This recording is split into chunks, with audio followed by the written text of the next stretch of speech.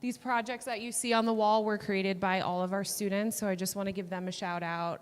They went as young as kindergartners all the way up to our teens, so it's a huge triumph for them to see their work on the space here. So I thank Bellworks, I thank Paola, Brooke for having us to be a part of the local community. So I want to hand it off to Jamie now with the panel, and enjoy. Thank you. Am I out? Oh yes, I'm on.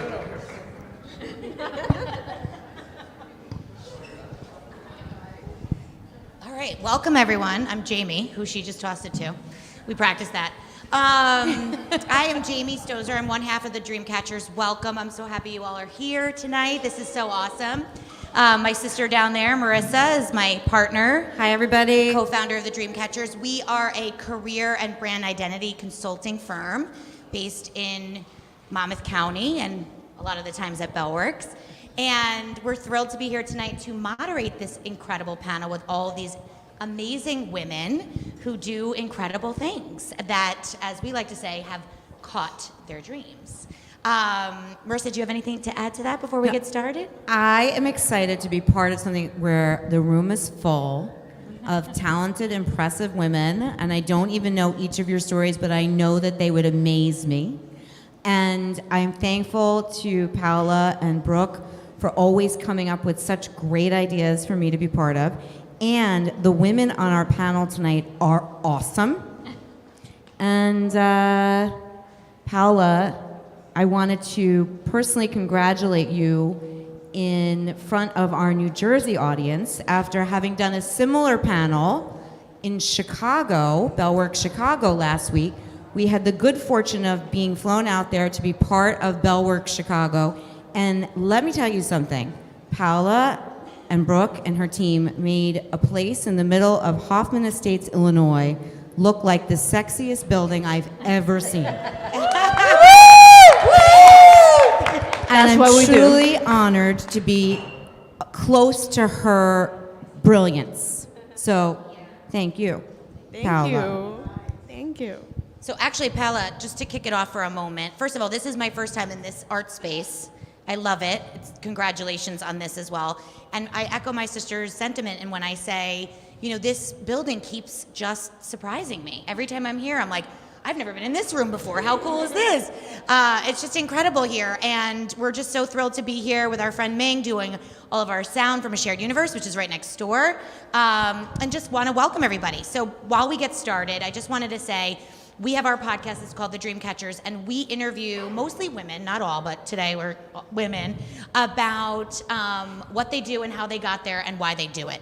And we find it really inspirational for career changers, new grads, young people, moms looking to return to work, and everyone in between to hear other women that are doing incredible things, that either caught a dream, they're chasing a dream, or somewhere in between. So to start, I wanted to have everyone go ahead and introduce themselves to the audience. Just tell us who you are, where you work now, a little bit about you, and then we'll unpack the rest. So just a quick elevator speech of who you are, and where you work, and just a little bit about you. We can start here. I am Erin Corcoran. I work at iCIMS right across the way. I've been there for 6 years now. So I was in Bellworks before it was even open. I remember when it looked like a little bit of a prison. It's much better now. I currently live in Jersey City, and I have 2 cats, Lucy and Lily. They're gonna be 16 soon. And I'm a senior manager of professional services at iCIMS. So, what does that mean for our layman audience members? So my team is responsible for, I have 2 teams specifically. One team that implements our career sites and our CRM, which are 2 products that we have, and then another team of developers who helps build those. So incredible, amazing. All right, next. Hello, so I'm Jaqueece Walton. So I work here on the 3rd floor at Atrium. So we are a woman-owned talent management firm.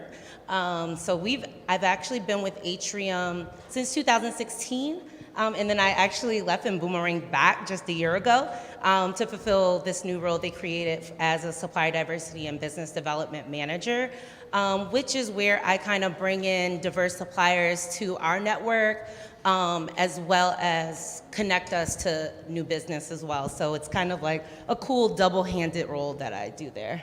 Amazing. Love it. Paola, go ahead and introduce yourself. For anyone that doesn't know her. I'm Paola. Hi, everybody. I'm Paola Zamudio. I'm the owner of NPZ Studio Plus. We are the creative firm behind Bellworks. I started on the project 8 years ago. I walked into this building when it was empty and there was no soul here. And as a designer, the brief that I got is to bring people back into this building, and the way that I thought is through community, through design, through creating beautiful spaces, but spaces that inspire. And that's what we have been doing all these years. Now we're doing Bellworks Chicagoland, and it's a combination of design, but also doing this, creating moments, inspiring people, collaborating with artists, with other designers, architects, musicians.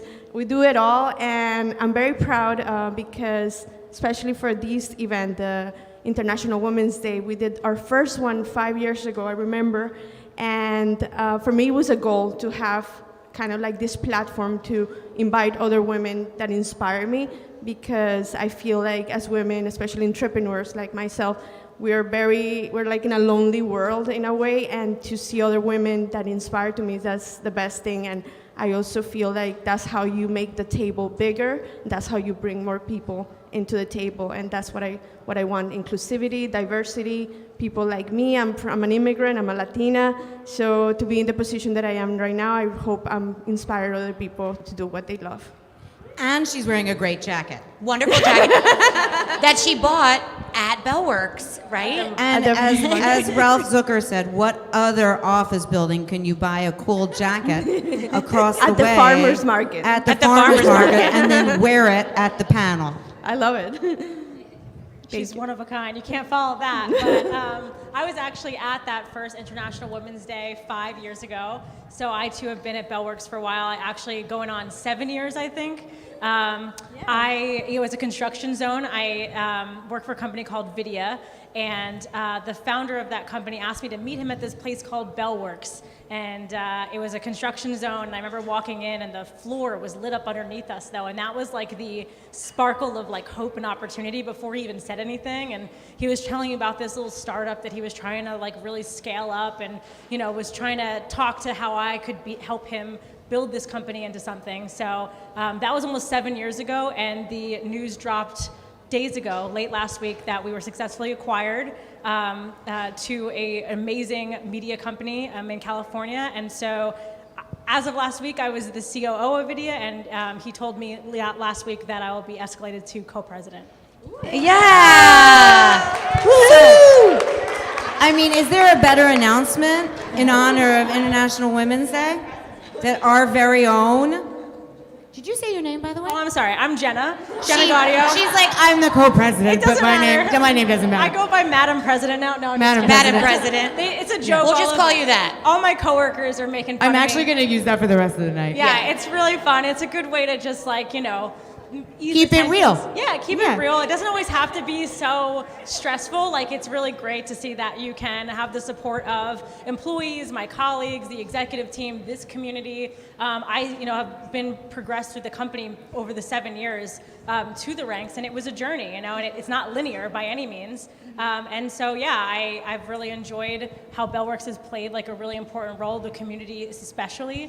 And I'm just really happy to be here. And I want to add something to that, if you don't mind. Of course. Remember the first space I designed here was the cafe area, that cafe under the string lights, and there was nothing else. It was just that, and it was Roy, I think, sitting on a laptop, on a table with a laptop, and now to see the progress, and you move to an office and then to a bigger office, and now Now we have 2 offices here. And that's amazing, so that makes me really happy. So. I'm sure it's all Madam President's doing. It's always a team effort, always.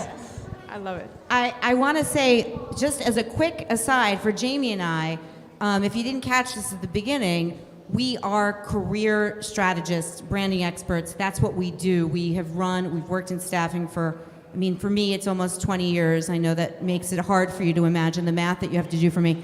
But Jamie's only been working with me for 12 years, so that makes her a little bit younger. But with that said, here's a panel of women and what I loved hearing, okay? 6 years, 2016, and returned back to her company, and 7 years. So guess what? Loyalty is rewarded on this panel. And so sometimes we think that loyalty is no longer trendy. Yeah. But I would beg to differ with the examples that we're sitting here. Loyalty is trendy as far as these women go, right? Yeah, I agree. And I think, for those of you that don't know what true staffing is, which obviously my Atrium friend can explain, it's a super sexy world. No, I'm just kidding. It's a nail-biting industry. It's a male-dominant industry, let's be fair. My sister and I worked for our dad for many years. He's owned our firm, or did own our firm, for 47 years. And we're headhunters, recruiters, HR experts, if you want to call it that. So career and resumes and how to get jobs and looking for jobs is our bread and butter. And I think that 100%, and I came from corporate HR before this, to see women that have been in their jobs for so long, or even Paola, who started her own thing and have been doing it and growing it and changing it and hustling. It's really inspirational for me. And as you said, as an entrepreneur, I'm not surrounded necessarily by this all the time. So it's really nice to be here for myself. So thanks for having me. So our first question is always the same on our episodes of our podcast, which we're closing in on 80 episodes thanks to Ming. Shameless plug. There are some people in the audience that have been on our podcast. There are some audience members that have been on the podcast, and others that we'd like to have as guests that keep saying no, but we'll keep hounding them. Is about dreaming, because really that's what we're all here to talk about tonight, is dreaming big and being a woman and catching and chasing a dream. So we don't have to go in order, by the way, your earliest memory of what you wanted to be when you grew up? Because, by the way, some of the folks that designed this space tonight, right, are maybe budding artists and dreamers and thinking about what maybe they want to be when they grow up. And we find it fascinating to hear these answers and then try to correlate them with what you're doing now. So no pressure on who starts. Does anybody remember clearly what they wanted to be when they grew up? Yeah, go I ahead. knew Erin was going to go first. I could just feel it. Yeah. So I wanted to be a teacher like my whole life. And I started school being a secondary ed major with math as my second major, which took me right out. I immediately was like, no, this is not what I wanted. Listen, if it had anything to do with the 5th grade math I had to do before I came here, Yeah. I don't want any of Volume. this theoretical No stuff. thanks. No, thank you. So I knew I wanted to do something with math, so I became a finance major with an accounting minor. And now I work at a SaaS company here in Bellworks using none of my degree, which I think is pretty normal for a lot of millennials, right? Uh-huh. Like, I feel like you think you know what you want and then you don't. I started wanting to be a teacher, but I only wanted to teach math. So then later on, I kind of just needed to get a job out of college because I graduated in 2011. And if any of you are out there that were looking for a job during that time, it wasn't great. So I kind of just took what I could get, and that was at an HVAC company in a business development program. And then suddenly I had some Sounds connections. amazing. HVAC. We were like, I mean, I was I dealing mean, but if with it weren't for HVAC, where would we be?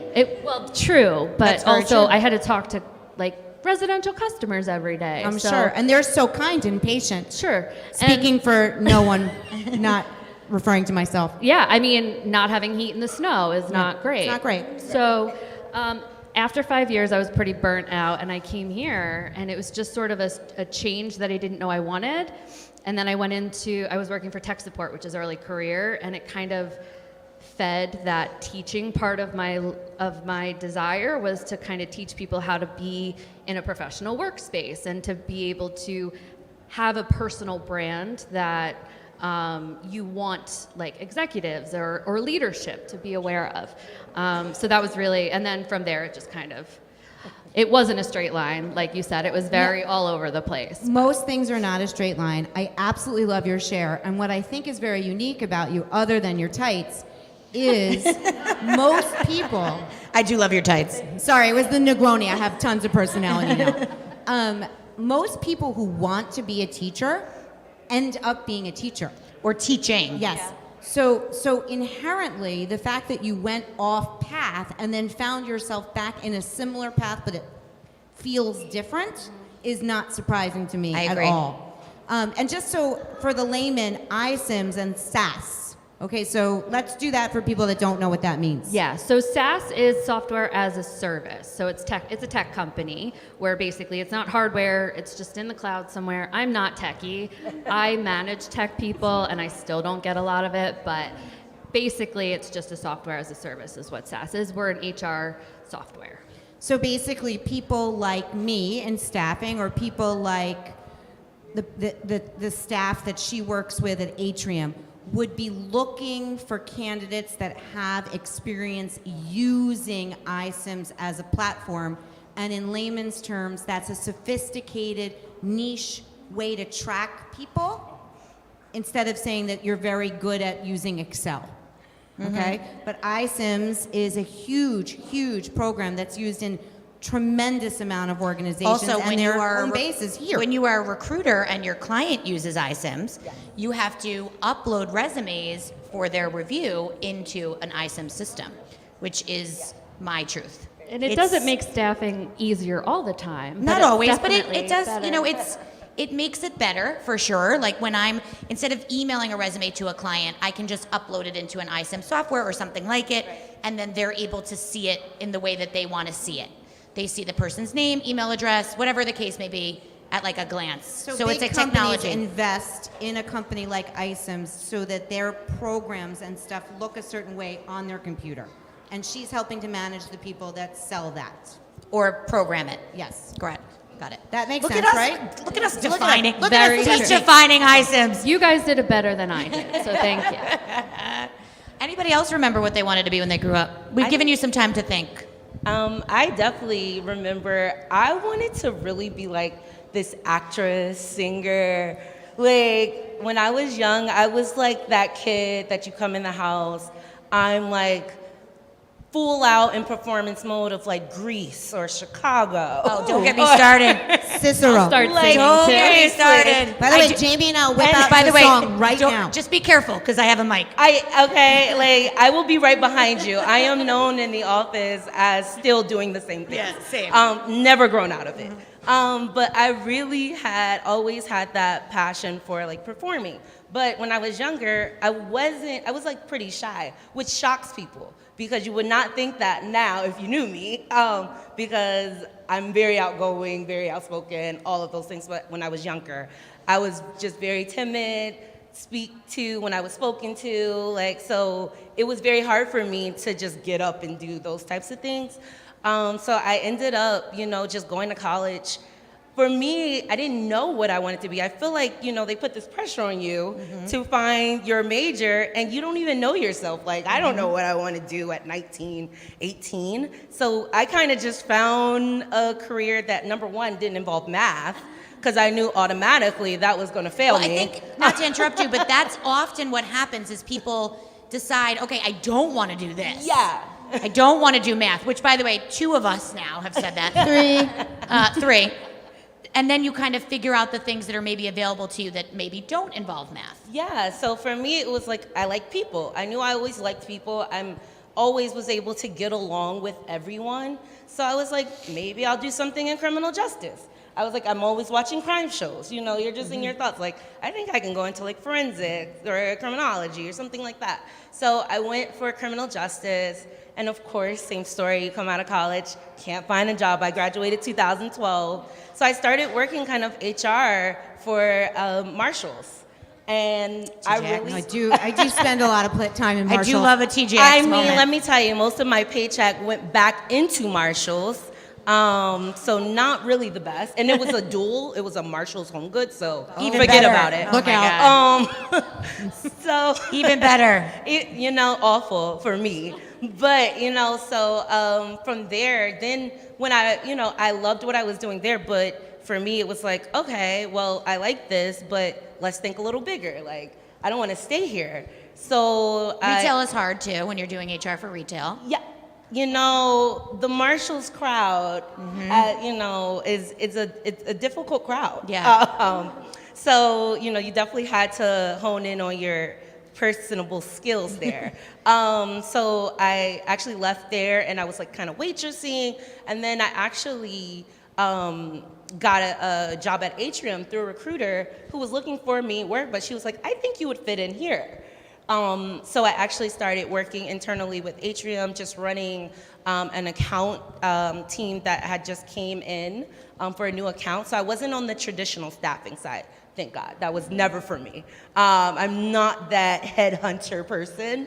I'm more of that HR, let me walk you through. If you had come into my office, I'm just probably saying, would've hired you also. I know what I could have done with you. I think they were trying. I bet they were. They were, but I was Most like, people that end up in staffing came in for an innocent interview, Yeah. and next thing you know, are working for the company. Wink, wink. I was like, yeah, no, put me in front of a screen. I love paperwork. I love to review.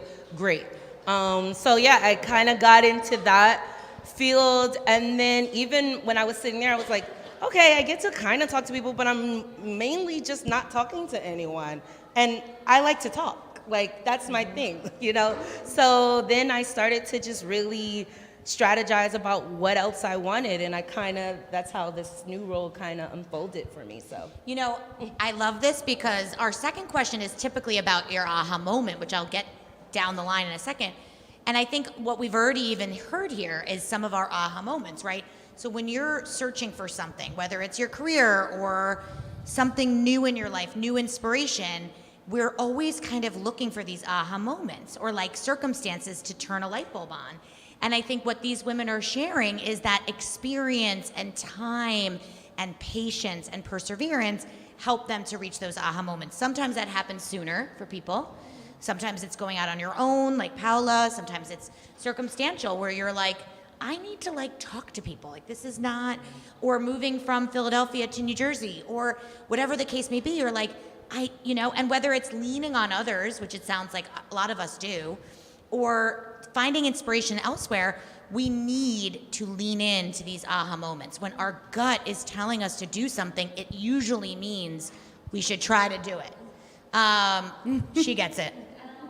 She's been on the panel before. She understands. And it's hard. And like that's what Marissa and I specialize in, is when people are kind of struggling and know they need to do something but they can't figure out how to get there. That's what we coach. So I love all of this because it really just, we didn't even ask the question and you're already, picking up what we're putting down, which is the dream when you were a kid and how that turns into the aha moment typically does connect. Just knowing that innate little girl, like this is not, like I wanted to perform. I wanted to be in front of people. I wanted to engage with people, inspire people. And if you don't feel like you're getting that at work, how do you find it? Right, because it doesn't go away. Yeah, it doesn't. That little girl's voice is still going to be there. It doesn't go away. So it's I wanted to be a performer down. too. Yeah. Shocker. Duh. So I get you, girl. Anyway. Are we doing aha moments? Or are Yes. we doing... No, just what you wanted to be when you grew up. But if you decide to talk about your aha moment, obviously that's part of it. I would have to agree. I mean, I think going back to the teacher and actress thing, I think I had a very similar story because I really think, especially as women, you're like, at least when you're young, you're limited to what you can see and what you're like told that you're going to be good at. You're going to be good at being a mom, which is like a very important job.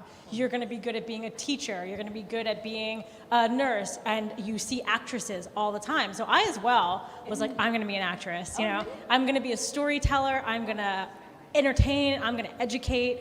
And I thought that was like definitively what I wanted to do. I went all in on it. I read books. I was my major in college because I was sure. And at least the first semester. And when I went to college, actually, I wandered into the TV and film studio, and that is kind of the first time I ever learned that there are other people other than the actresses that make the movie, and they don't get to write the story, they don't get to do the directing, they don't get to come up with the cinematography or edit it all together or distribute it worldwide. They get told what to do. And I, as much as I think that like that is an art in its own, like I was so interested in how the whole thing worked together. You liked telling people what to do, Madam President. Madam President. I probably better than being told what to do, I guess. And so, going to college opened up my eyes to like other opportunities that I did not know existed. I remember sitting down at the technical board where I could push all the buttons and the director could tell you what needed to happen next, and I got to be the one to push that button. I was like, this is such a cool job. And I felt that way about like every job in the whole ecosystem. So then I realized like, I don't even know what's out there. And that's when I really realized that like representation is like the most important thing of being able to see yourself in a position before you get that position. And so I switched my major to communication, which I actually think I still use to this day. One of the most valuable like major decisions I think I made, and then I minored in film, which like continued to teach me and educate me about the industry further outside just being an actress. And I took script writing classes, I took directing classes, and I had to work within teams. And I think that really kind of set me on a path to figure out what I liked. And then the same way the other woman talked about their journey is, I took a job in New York City to be on an editing firm and worked at a really cool productions, but I didn't like the fact that it was so unstable. Like I didn't know what my next gig was, and like I didn't know what was going on. I was also bartending at TGI Fridays, my friend here, and so I bartended at TGI Fridays. Okay, all right, we got a theme here. We've cracked the code, everybody. I did bar comp and everything. Yes, yeah, Flair champion over here. But yeah, so you're doing all these things, and like I liked working at TGI Fridays. I loved those tests we had to take. I loved some being good a potato quality skins. team leader, and those were things I figured out. And then I was like, okay, so I edited, and I realized I wanted something a little more stable. So I then joined a government job. Actually, I moved Fort Monmouth down to Aberdeen in Maryland, and that was great, except for the fact that they had my 10 years planned out for me at 20, and you're like, okay, I don't want to be that stable. And so I pivoted. You're like, actually, I wanted to be an actress. Back up. I did. I wanted to get into a more creative and technical field, and so I got into media tech startups, and that was a wild world. And it's the same kind of ecosystem all over again. I started at the bottom. I convinced somebody to let me be an office manager, and that meant I got a window seat to the CEO and how he operated the company. And I learned that so well that he gave me the keys to run my own department, and then I helped other departments, and then I helped that company get acquired, which is how I met the founder of the company I'm currently working at, and said, I'm trying to do something similar, and you seem to be successful here. Could you maybe help me with that? And I said, no thanks, I'm taking a fancy job in the city. And so I worked at a big corporation in the city for about a year before he followed up again. He said, are you sure? And I said, I'll come take a look at Bellworks. And I've been there 7 years, and every year and a half, I've been able to change my job. I started out the head of marketing because it needed brand help and recruiting help and figuring that out. And then we needed to build a better product, so I moved over to VP of product. And then we needed to scale up the whole company, and so I moved into a chief operating role where I oversaw product and marketing and people, which I love. And now I get to work with the executives and build a really smart executive team of leaders that oversee those teams and work with a lot of stakeholders to essentially make a movie, make something really magical. And at the end of the day, I feel like I'm an actress every day, because none of my college friends would believe that this is the job I landed at if I told them that this is what I was gonna do 15 years later. Well, if I have not curated a hashtag for tonight, I'm going to do it right now. Girl crush. Yeah. Right? I mean, these women are insanely amazing. I've just been hanging on every word from every person. So I couldn't agree more. Really. I feel so identified with everybody's stories because I also wanted to be in criminal justice, actually an FBI agent. We joked when she said that last week. We're like, are you an FBI agent? I'm like, you would never know. And your beard is Bellworks? What's happening? And I also wanted to be in musical theater, an actress, and there's so many layers of lives. And I also work as a waitress and at a club. So I think all these skills come into... They do? They do. And then college and experiences. And I graduated also in a moment that when I graduated my degree, communications, I didn't get a job in that. But my first job was at a small interior design firm as the showroom showroom manager. Yep. And And that showed me like, oh, I loved interior design, and that pushed me to go into my next learning experience, which was coming to New York, FIT, this and that. So I think we all go into these moments that you never know. And I think we can all hear and feel the same sitting in the audience. Life is a journey, right? So you start somewhere, and the chapters that you're reading, one of the things I wanted to say about the aha moment that I think is super important for anyone that is either in a new one or thinking about how they need a new one. Sometimes the aha moment is a rear view mirror moment, right? So it doesn't always happen while you're paying attention to it. It happens in what I call hindsight. Or crying at rock bottom. Crying at rock bottom is not something that we talk about out loud on the panel, but definitely something we're all guilty of. Maybe a little bit this morning, it's fine. Not looking at me.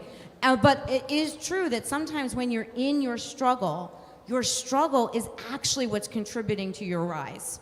So anyway, look, I'm really, really inspired by all of you. I agree. And, as most of you obviously know, this is International Women's Month. It is, International Women's Day was last week. I did some research before we went to Chicago because we interviewed a similar panel out there about the theme of this year's International Women's Day, which is Embrace Equity, which every year the group behind International Women's Day comes up with a theme. And I wanted to take a moment to give a little bit of a nod to this theme of what embrace equity means to all of us, right? So obviously it means what it means, which is to embrace, equality for women in our industry. But obviously we all probably have a similar story. Marissa and I joked about it earlier. We work in a very male-heavy industry.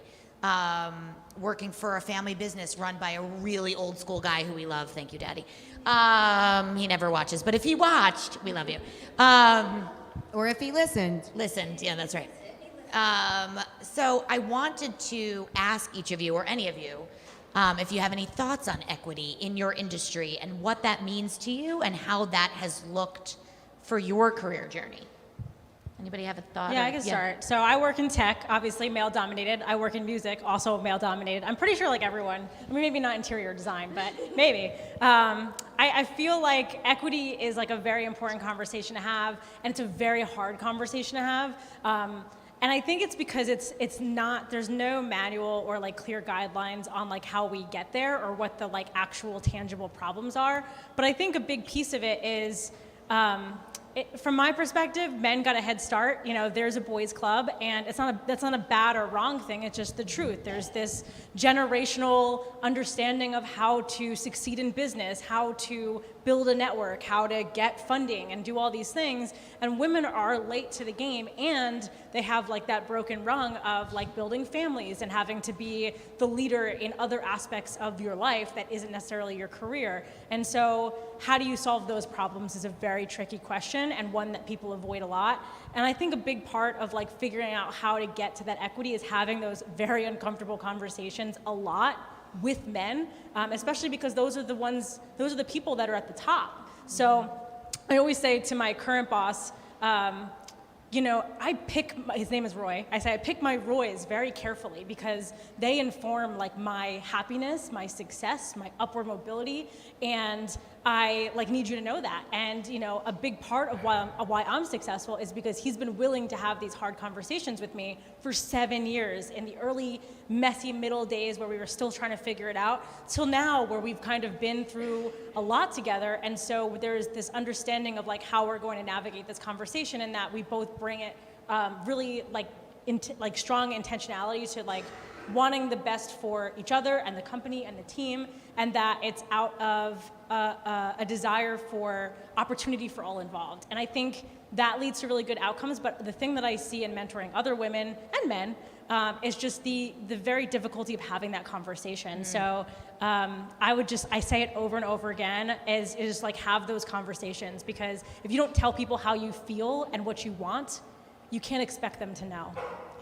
I agree. And I will say, even the conversations are one thing, but even pointing out the things that are kind of legacy that kind of lean towards that male dominated. I had a conversation with a coworker the other day who didn't know how to handle something, and they had mentioned that someone in our company had said, you know, you're being too emotional about this. Which, first of all, if you're making major decisions, there should be some emotion behind those decisions.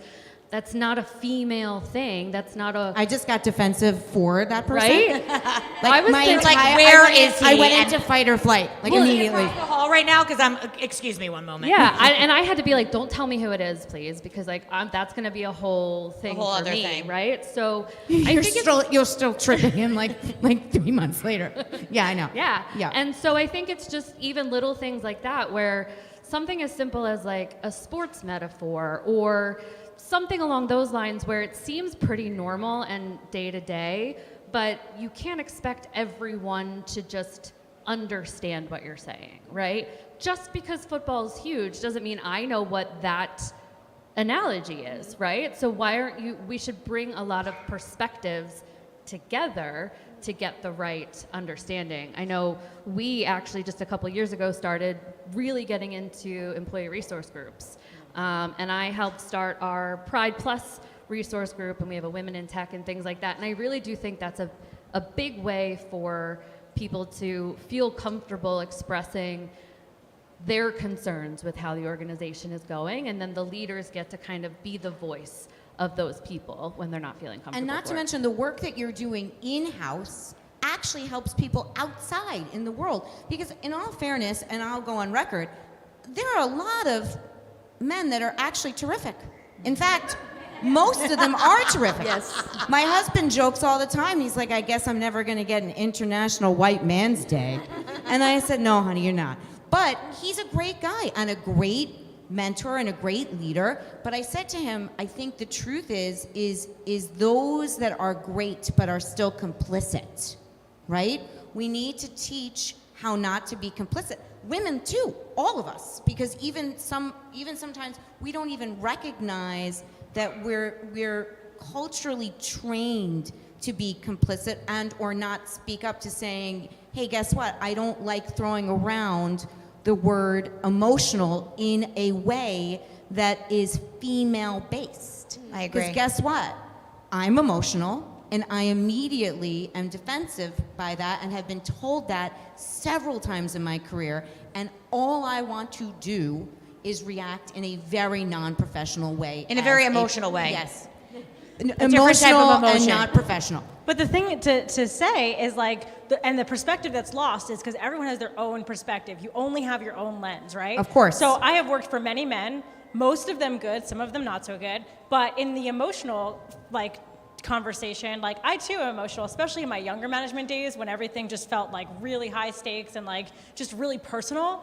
Like I would cry in the office like all the time, and not all the time, but like enough. a regular Same. amount. And you know, But like a lot. In talking with my boss, like he would say like it's okay to be emotional, but if you are going to be a rising leader, you are going to need to learn how to channel those emotions because you're going to have other people looking to you for stability and things like that. So like, let's figure out how we can communicate. And he helped me and coached me, not say you can't be emotional, but he mentored me into a way that allowed me to have more composure and more gravitas. That is the only reason I've been able to elevate into this position.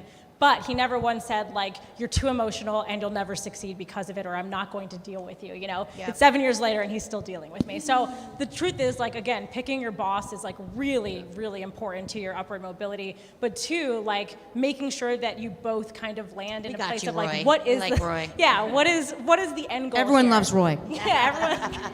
Start a show. Madam President. Yeah, I just even want to even bring it a little further. For me, working for a woman-owned firm, it wasn't so much the gender equity that I had to advocate for. It was more even seeing more women of color in these higher positions. For most of these companies, you look at your leadership, there may be women in leadership, but a lot of them are not women of color. So for me, it was all about pushing forward that putting in, women of color in positions and showing like, look, we're here, you know, and we bring a lot to the table, and we bring a lot of different ideas and flavor and all these things that we're innovative, and you know, so I think having those voices, and I always say, you know, I always was that loudmouth in the office, because I'm like very matter-of-factly, like, yeah, I know we're all women here, but See, but I like that. You're taking it up a notch, right? You got problem one. Yeah. Problem one, and you're sitting there like, okay, but here's like problem 2 to 7. Yeah, I'm like, Yeah. look, you know, let's raise this up a notch. So I had to kind of be that voice, and I'm very appreciative because I had a company who was able to sit and listen and willing to learn and hear me out. And I'm very proud of what we're doing now in our DEI initiatives. And we also just launched our ERGs, we have PRISM for our Pride group, and I just established our Build group for our BIPOC. And it's just a really great, you know, community because, you know, although we're still growing, I've seen so much growth within the past couple of years. And it's just through, you sometimes, you know, like you said, you have to have those conversations. They're difficult, you know, you're kind of scared of what the reaction may be, and not all reactions are gonna be good, because everybody doesn't want to hear that. You know, everybody's minds and hearts aren't aligned to what you want them to be, but sometimes you have to present it in a way that it touches someone so that they can understand. And so, you know, that's just like another aspect of that. Yeah, and I think that's really important to highlight. And I also want to just say, you know, when it comes to career and building something, whether your career or your business, you know, these conversations can be very uncomfortable, but obviously, as you can see, we did not meet any of these people before tonight. Paola and Brooke curated this panel for us, and we stepped into this amazing light here. That there's people you can lean on, you can ask questions, you can reach out to people. Like I remember I leaned on you one time. Remember, Yeah, like I reached out to you. Yeah. like I need help, or like I work at Bellworks too, or like I was at that panel and I have a question. Like I don't want to speak on all of it, you know, as our DMs get inundated. Yes, actually. How can we like make this more? Because I feel like me as a person, like I always feel isolated, with the exception of maybe Paola and Brooke and stuff. Like I feel like I don't know who to ask. Yes, there's a panel today, but like how do we make that more? Like how do we support each other more, right? Because like I literally, if I knew who to ask to be there, I would be there for them. They could be there for me, but I don't even know. Ooh, Paola, a new adventure. This That's is a a new great adventure question. for Bellworks. Yeah, it's like a. There's like a room of like very big people here. Like seeing these amazing women, but like they didn't hear what they just said. Right? So like I know that I can go to Jaqueece or like anybody else, Jenna or Jamie or anybody, right? Like a group. Or I community. Sounds like we need some employee resource groups here at Bellworks. I'm basically here. So like I hear, I heard you, like I get you. I'm like, yes, I feel supported. I can like reach out. I know how to get to you if I need to. But like, what if I wasn't here, right? Like, Yeah. I hear you, and what you don't know, but I know you know things like I know things. I remember.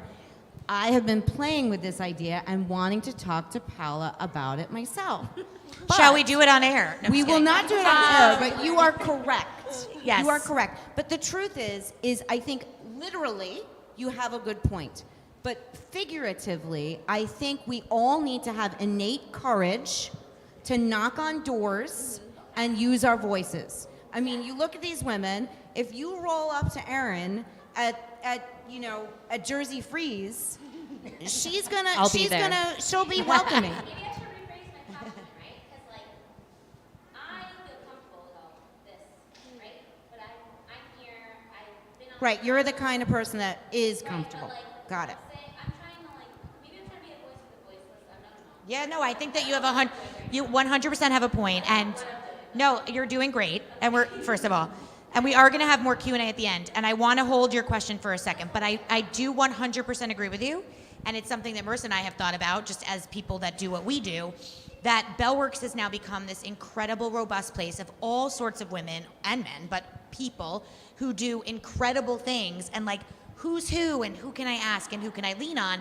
And I think that that's a really good point, and we can absolutely revisit that. Very intimidating. Again, I have been in the Bellworks realm since it opened. Literally, I'm pretty sure I was the first Black painter here, I think. So I feel like I have some kind of grasp on the building. What about people who Don't know. don't know anything, don't know a person, have never stepped foot in here, but they have so much to give, right? So it's like, That's a great I at one point was that person, but I was put here for different reasons. Like there was like other people that got me here. Like I didn't come here on my own.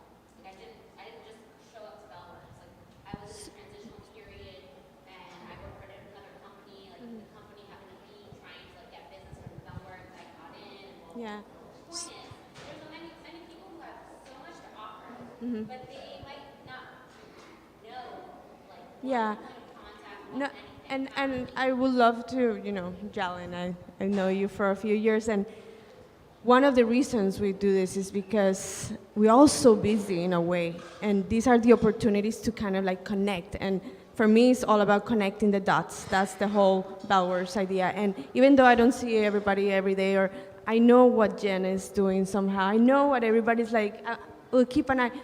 It's a community, and that's the beauty of it. Like we're building it, we're connecting, but to go back just to the question of the equity, this is what I mean, because for me as a woman, starting my business and being the only person in the room that looks like me or something, it was really hard too. I felt very, very isolated. So one of the reasons I started conversations like this is because I feel inspired by these moments, and then it keeps me going. It keeps me getting inspired. So it is a process. I think we're getting, in a way, like I have like friends all over. I feel. Yeah, and I think what's a good point to because I want to leave some time for questions and answers, because I think it's important to make this a conversation. So in the interest of time, one of the things that we like to ask our guests is speaking to equity and feeling inspired. And, I have lots of thoughts about these questions because, if you are one that needs resources and help, then you should be coming to these events, right? So that's me, saying like, well, then get your butt here, if you need to talk to Erin. So that said, there's two things I want to wrap with. One is Everyone needs to talk to Erin. Everyone. As a previous introvert, that's fine. That's gone. So I want to say a couple things. One, I think I could probably guess what they are, but I really do think it's important that whether or not you're looking for a new career or figuring out what's next for you in general in life, we all have a superpower, and we all have something that we can give to the world that other people don't. And so I wanted to allow each of us to share what you feel your superpower is, one. And then two, I guess in tandem with that, is if you have a piece of advice for the lost soul out there, or for anyone who's listening in general, why you came here, what brought you here, all of it. What is that advice? So you could take either question. You can decide, do you want to answer the superpower or the advice piece? But I think what's important for us as women to share with our listeners today is each of us has a light. We're just figuring out how to shine it. That's one, to quote my dear friend Tootsie, who's our yoga guru that we see. We are each here to share something. And by here, it's not just tonight, in general. And then what is that advice that you can then say to somebody, like, you also can find your light and share it with others? So does anybody have any thoughts on superpowers? I think my superpower is really just my communication. Yeah. Being able to communicate with people, being able to connect with people, and creating that level of comfortability with them.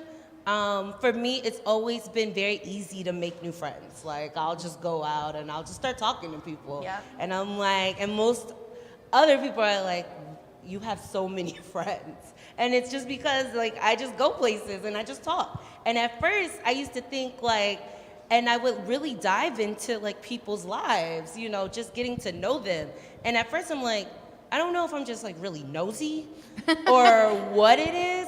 But then it just really became, my superpower was, I wanted to really learn about people's backgrounds and where they came from and their upbringings and their life. Because what people don't realize is everybody sitting at the table with you are so different, and their upbringings are so different. So their responses to you may not be what you want them to be because of how they were brought up and things of that nature. So I think, learning all these things has really helped me into learning people and communicating with them and just really knowing how to navigate life with that, I think has become, and I really didn't think it was a superpower. I was like, okay, I talk to people, so what? By the way, that's really good advice, though, to somebody. So not to put words in your mouth, but if you're going to turn that into advice, right, it's leaning into these conversations and uncomfortable, not that this is the same thing as talking to Roy, but leaning into like chit-chatting with someone that maybe might feel uncomfortable,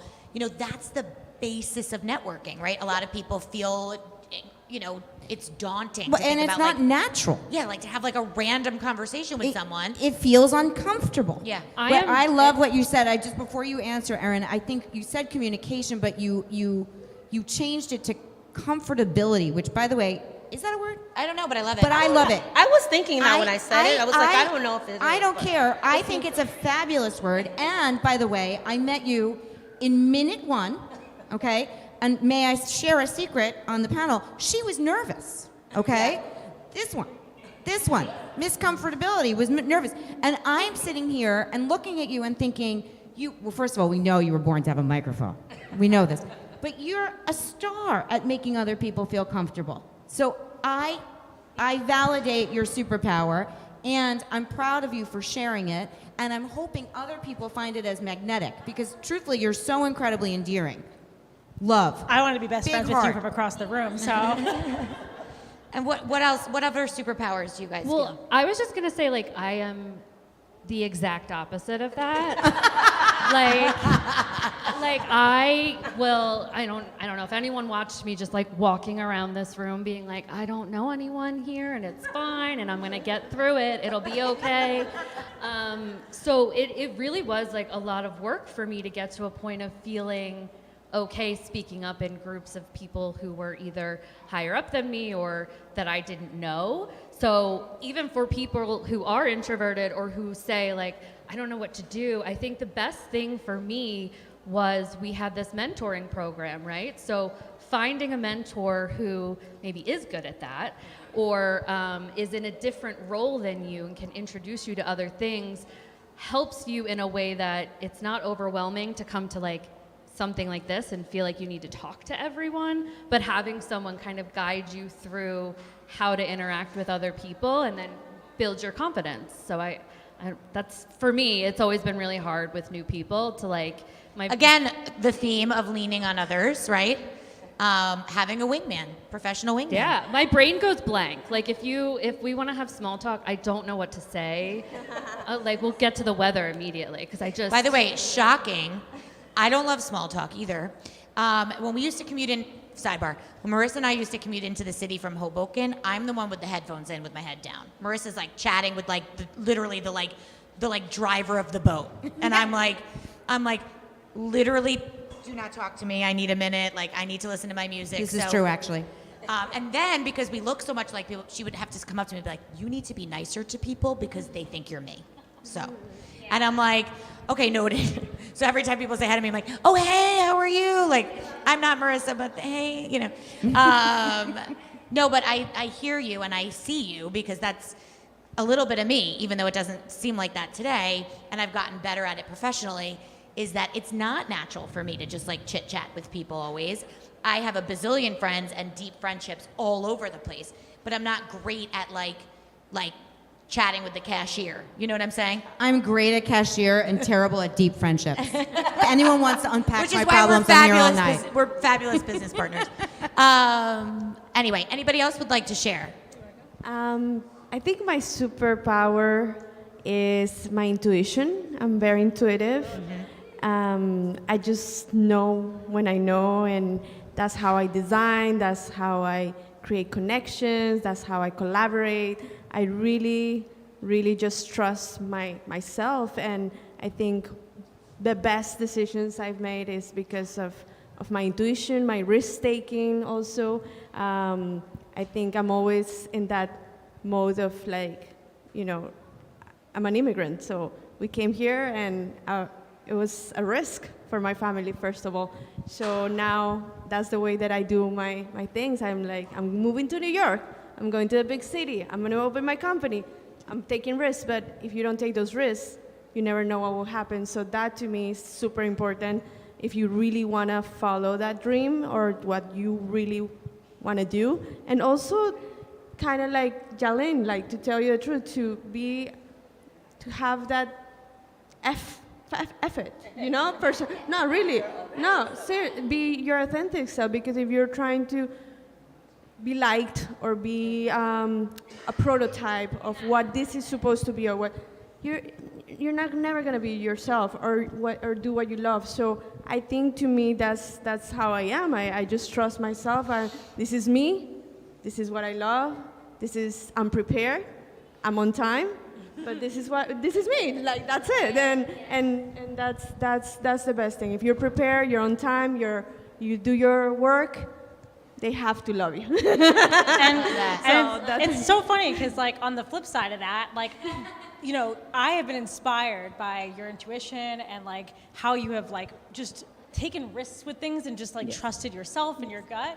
And it's funny because like I feel like I'm the opposite of you in some way because like I think founders to start a company, you go like all in with whatever your intuition is. You have these big dreams, right?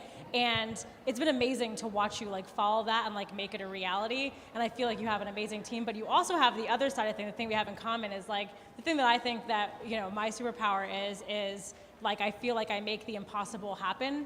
And like a lot of times I work with founders and dreamers that are willing to take the risk, but like don't really know how to take the dream to a reality. And I love that challenge. Like I love to have someone be like, I want to do this thing. It sounds crazy. How do we get there? And I'm just so motivated by like someone that's so passionate and has a strong instinct on what like needs to happen or that we have to get to this big picture thing. And I love looking at that big picture, breaking it down, finding the right people, putting the pieces together, and getting to the end result. And I feel like you've really done that, like with Bellworks twice now.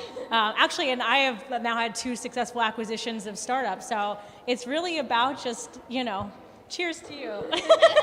Cheers. I love this. I love this so much. Mutual love on the panel. And I do want to say though, I think it's interesting, like listen, on this panel alone, you have true yin yang, right? What makes the world go round. So Jamie and I would function, actually it depends on the day, but we would function actually the way you just self-described. So my superpower is intuition also, which I'm sure you know, but I am sometimes I'm a very, very big thinker, but I have a hard time executing the crap. And my sister is amazing at execution. That's what she's, like I can say to her, I want to do this, and she's like, okay. And I'm like, but how? And she's like, I got it. And literally we don't have to talk about it, which is also, you know, a sibling thing. But I think the world is interesting because you have chatty and non-chatty, because you have leaders and executors and partners, because you have engagers and receivers. It would be boring if we were any other way.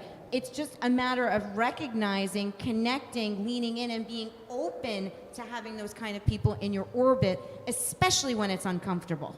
Yeah. And I think, you know, one of our favorite conversations, and we can wrap with this so that we can allow for questions if anybody has any, is we do a lot of work with our clients about what we call the dream crush, right? So, listen, I don't need to know anybody's background to know that everybody knows what it feels like to have a crush, okay? So we have these conversations because if we can reach, obviously you can see a theme here, we reach a lot back into our cobwebs when we do work with people. What did you want to be when you grew up? What's your superpower? Who are you innately? What does it mean and feel like to have a crush? So right now, as Marissa said at the beginning, my dream crush, if I were to crush on a dream job, would be to work for one of these women. Okay, so if you were sitting in the audience today, or you're listening on the podcast, or you think about how this could translate in the future to you. This is who you want to fill your bucket with. And you're like, I want to figure out a way to work for Vydia. How am I going to do it? Most people don't know what to do to start. Okay, so that's what Marissa and I do to specialize in that. But shameless plug aside, I think really leaning in again to these crushes and that feeling of like, super jazzed. I want to work for somebody like you, or I want to work for a company like yours, or this space is inspirational to me. How do I figure out how to work there? You know, I think that that's really the whole goal of this conversation. So what I wanted to do to wrap as our last question is, in addition to each other and obviously the dreamcatchers, do you have a dream crush? Is there a brand, a company, a person that you just have felt has been this beacon for you as you've grown? Because I like to share it. I think it's cool to like share to our audience, like, you shouldn't just have a crush on iCIMS, for example. Like, you also should check out this company that's just killing it down the road, or whatever the case may be. The other way to phrase this question is, there a company even locally that you couldn't live without? Like, you just swear by Boosker Coffee, or whatever the case may be. I think it's nice to shine light on these other crushes that we have as women, because we need to fill our buckets with these feelings so that we feel inspired to continue to grow. So does anybody have a crush that they would like to share? Besides each other, of course. I don't know if it's a specific company or person or what have you, but well, I guess there is a company. I feel like I do have a passion for social issues, which notoriously doesn't help me pay back my student loans. But I like the idea of working for a company that's helping drive like awareness of climate change, lowering our footprint. So there's a company that I love that I just bought some clothes from, Change, CHNGE. I don't know if you've heard of them, but they're this company that like, it's upcycling clothes, and they donate to all of these like incredible organizations that I love, and they're just like doing all of the work. They're doing all the things. All of the work that I would want to be doing.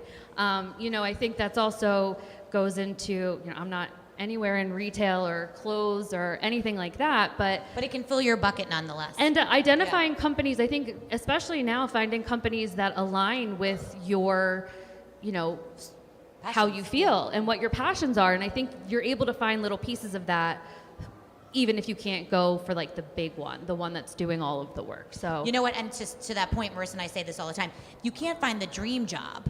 You find the dream in the job, right? So while you're working in your day job, you're supporting these other companies, and you're finding the things that fill you up. Yeah. And even if you're not going to end up going to work for them, you can still support them, share, shine light, because isn't that what positive energy breeds good energy, right? So absolutely. If you can shine light on them, then that could potentially change something else that could. Yeah, and iCIMS, when I first started there, their biggest thing was like, lowering our footprint, using recycling, and don't print anything out. And I came from this HVAC company that was around for 100 years, and they Xeroxing everything. My boss printed out every email she ever got, and it was just like, so going to iCIMS where it was like, no, like minimize what you're doing, and it's just really, it's good, and it helps keep you engaged. I love that.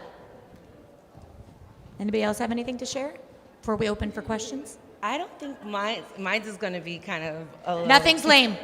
Nothing's lame. It's not like a company, but honestly, my dream... Marshalls? It's I was going to say Beyonce. Woo! Yes! It's the whole embodiment of Beyonce as the person, the brand, the everything. Yeah. Do you need us to get information? I'm just wondering. Yes, obviously. Because I know we can do it. Do you see that will be for later. Okay.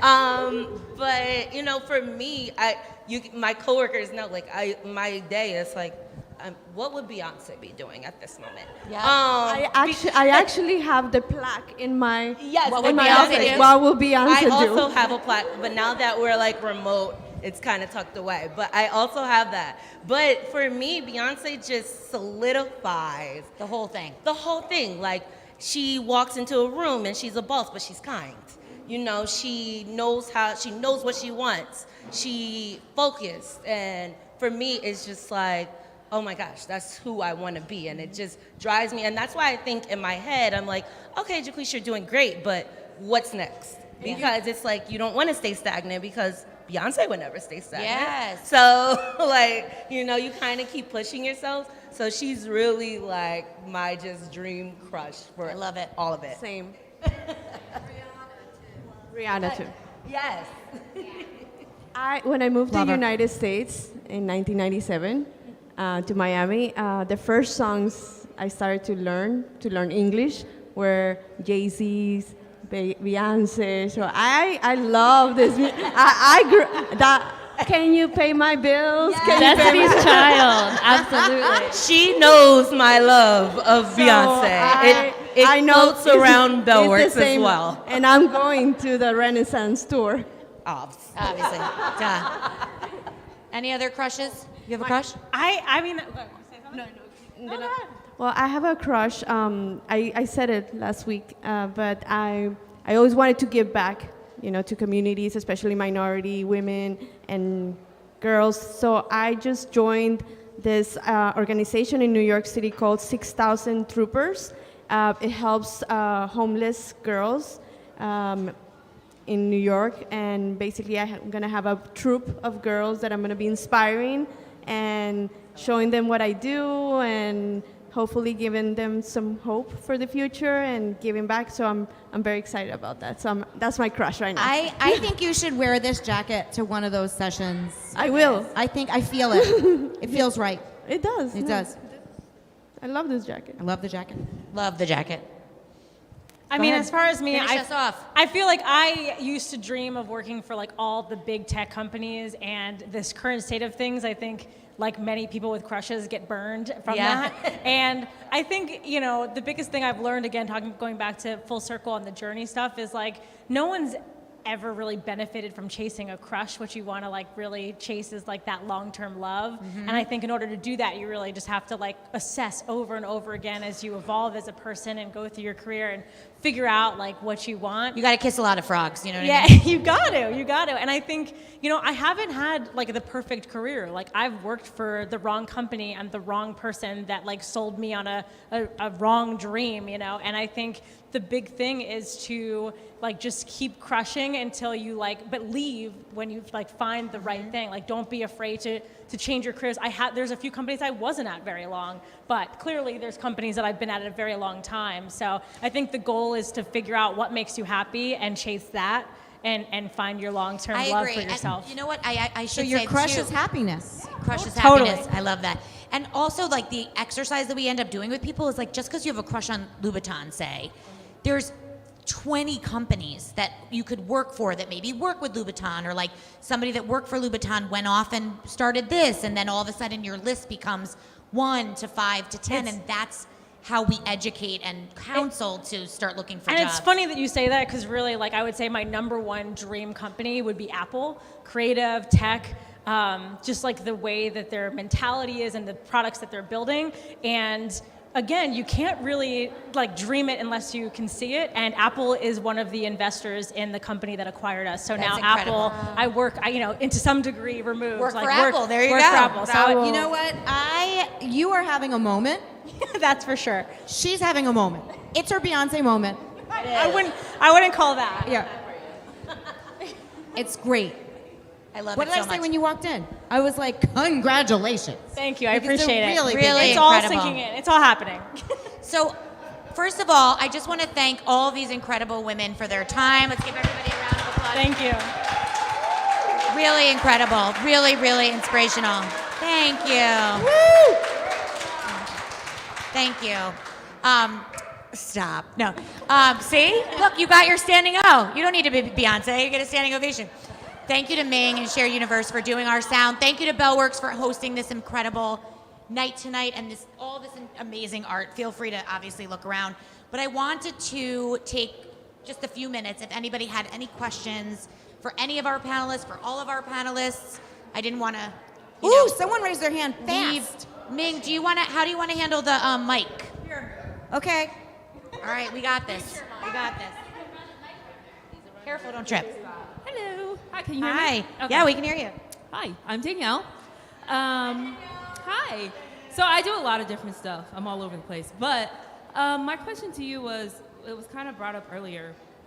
I don't have a problem reaching out to people or meeting new people or telling them what I'm doing and then trying to link up and network. And the thing though is say if I go to an event like this, I'll meet up with somebody and say, hey, we should work together. And they'll be like, yeah, excited, da-da-da. But then when you reach out later, nothing, crickets.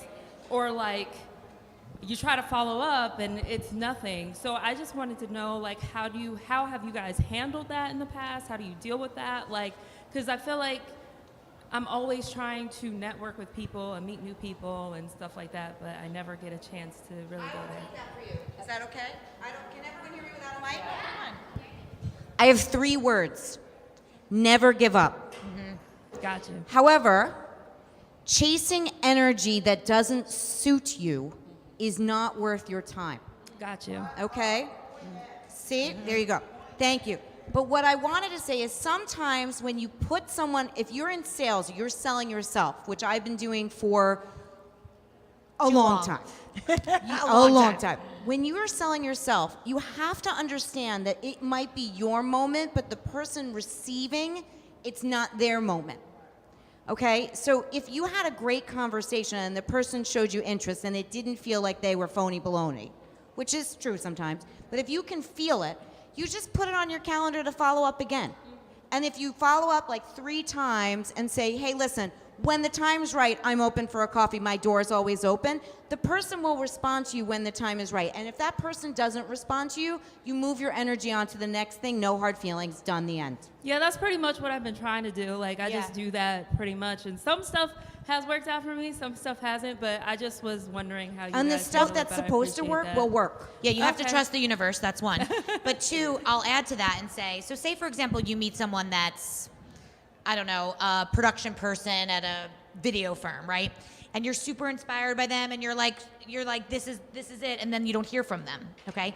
My advice is try to find someone else that does that job somewhere I else. was literally gonna say. Like, okay, so you don't want to respond to me, but I'm now inspired by what you do, and I'm going to find someone else that will reply to me, right? And the same goes for, say, for example, you're following up on an opportunity or a job, and the person's not responding, then just maybe find someone else that works at that company that you can follow up with. Maybe you have a shared interest. Maybe they went to your college. Maybe they're from your hometown. And you can make a connection with somebody else that's not a cold connection, that feels warmer than that follow-up that felt like it was warm in person, but it isn't necessarily showing you what you need to feel. So all in, trust the universe, but never give up. Just 2, unfortunate oxymorons. But also just, if you hit a roadblock, listen, you can only control what you can control. You can't control this person, whether or not they're going to respond. What you can control is how you react to it and switch the narrative and move on to someone else. And just take that energy and put it somewhere else. Shove it somewhere else. I feel your pain because I do that all day, every day. Yes, same. Working in business development, that is literally my job. Is to reach out to people. Is to get doors closed in your face and then you reopen them. Yeah. It's to, hi, we met at an event. Hi, can I have 30 minutes, 15 minutes? And you have those people, you meet them at an event, you see everything seems so great, and then you following up and it's like crickets. But also, sometimes you have to take into consideration too, because I am very guilty of this on the supplier diversity side, where people are reaching out to me. My inbox is a mess. It's a mess. So sometimes you have to go and find, so a lot of it, I'll either, if I can't get in touch with you on LinkedIn, then I'll reach out on email or something like that. So you have to find, and like you said, even go to different people in the company, because most of the time, if you pitch to them and they liked it, even if they're not in that role or in that position, if they liked it, they're going to be excited to tell it to the person, because that's how I've gotten even a lot of meetings as well, just by, talking to someone else who is in nowhere near what I need. So, but might share like a cubicle wall with the person that you do need. They'll be like, oh my God, like I know exactly who does this. This is who you need to talk to. And they'll say, this is their email. How about you email them? And even though this person probably doesn't even want you to have their email, but now you have it. So use that to your advantage. And like she said, if your energies aren't aligned, just, you can follow up. See, sometimes it's even about following it up months later, because I just had someone respond to me I reached out in December, and they're like, I'm so sorry. No, I'm ready to, My email is a mess. I must have looked, passed by this. And I am the same way too. So sometimes it's about just mark it on your calendar for 3-4 months later, just to say, hey, but if that person is still not, aligning with you and matching your energy, then there is a lot of business out there. Do not just spend your time on the one person. So I agree. Does that answer your question? Yes, and thank you so much, ladies. First of all, one last thing I just want to say, this was like very inspiring to me. I wasn't actually supposed to be here. Somebody invited me out so last glad you minute, came. and I was just like, yeah, I'll stop by. So I'm really happy I came. This was so inspiring. You ladies are all looking beautiful up there, and I was so happy to hear your story. So that's all I got to say. Thank you. Thanks for coming. We got one more over here. I have a quick question. Yes. Oh, our photographer has a question. Hi. Yes. Hi, you guys did great, by the way. Thank you. So I run my own social media marketing and photography business, right? And I'm 27, so a lot of male clients that I have will take advantage of me all the time when it comes to pricing, right?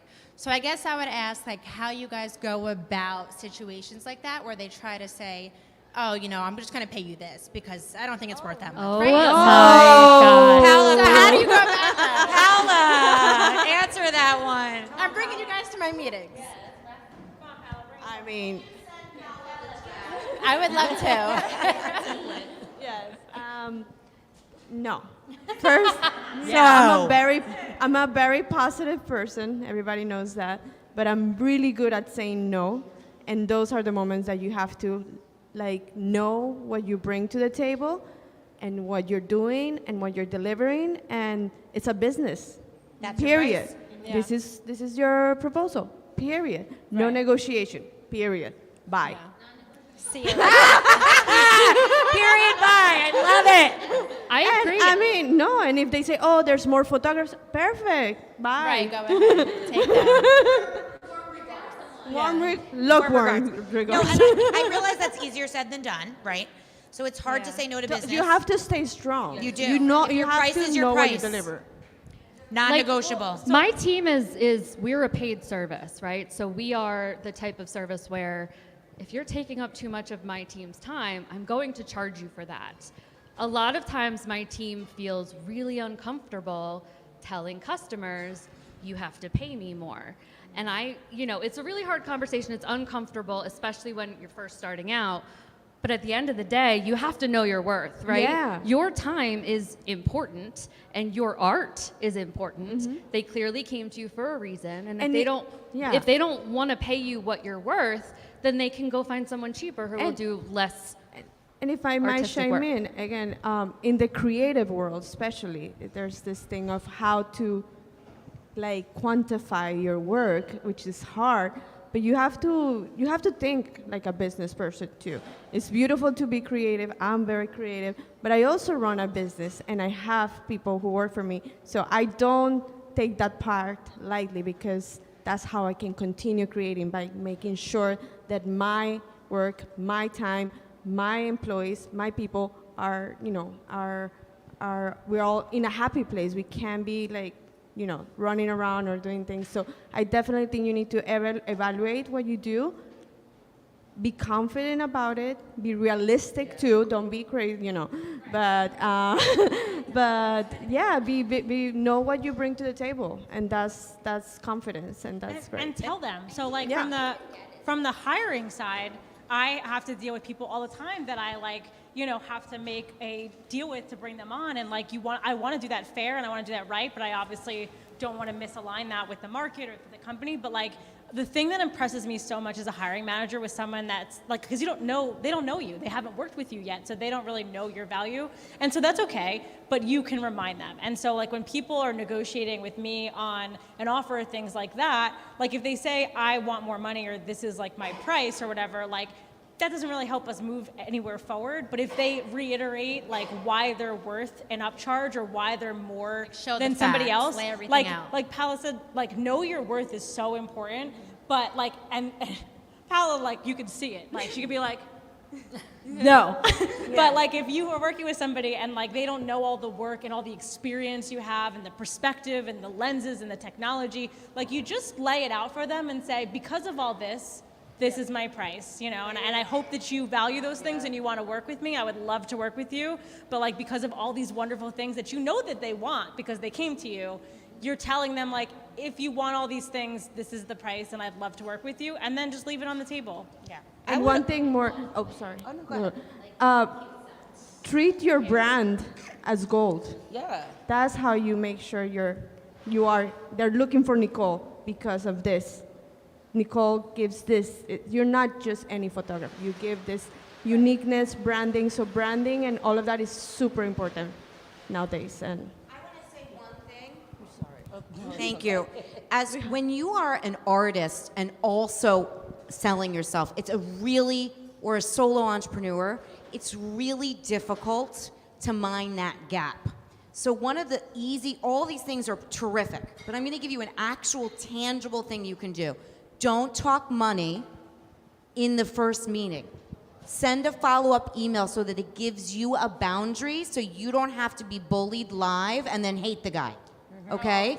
Because the truth is, there might be room for you in budget if you have an emotional connection to something or if you want to do something on your own, and that's your private decision. But you should not have to be, forgive the phrase, emasculated in person talking dollars when in truth you can actually say, and all of us that are solo entrepreneurs or have been entrepreneurial can say this with confidence. You can say, you know what? I don't do this in the meeting. I'm going to follow up with you. I'm going to have my team write you a proposal and we'll be good. I don't care if you have a team or not.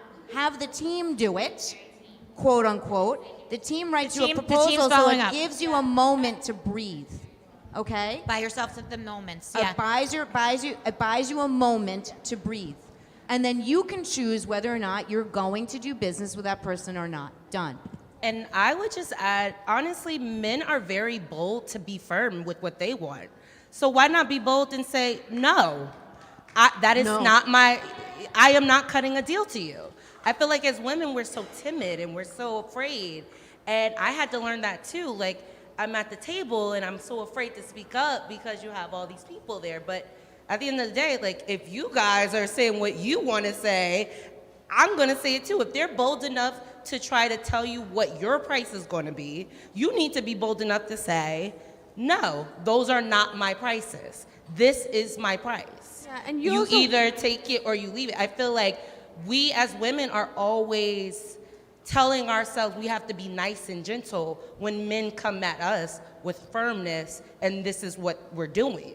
So I feel like we need to step into this new world of, look, I'm not backing down from you. I'm just as important. This is my business. If you want it, you can come and pay my prices. If you don't, there's others. Sorry. So and it's a relationship too. Yeah. So you want people who value, who want. You don't want someone who's and saying like all of you to my meeting tomorrow. You're all coming. We're all coming, and we'll send the follow-up note too. So are we moving to Barbella now? Yes. Does anybody have one last question before we go? Was there another question? Any questions? That was a good mic drop. Yes? Anybody else? Was that it? Well, this has been a phenomenal evening. Thank you to Paola and Brooke. Thank you, To guys. Bellworks, Thank you for to being me, here. To our lovely audience, to our brave souls that spoke up. Honor and a privilege. Follow us at the Dreamcatchers 23. 23. Thanks, Follow guys. Thanks for Bellworks. coming. And come to Bellworks.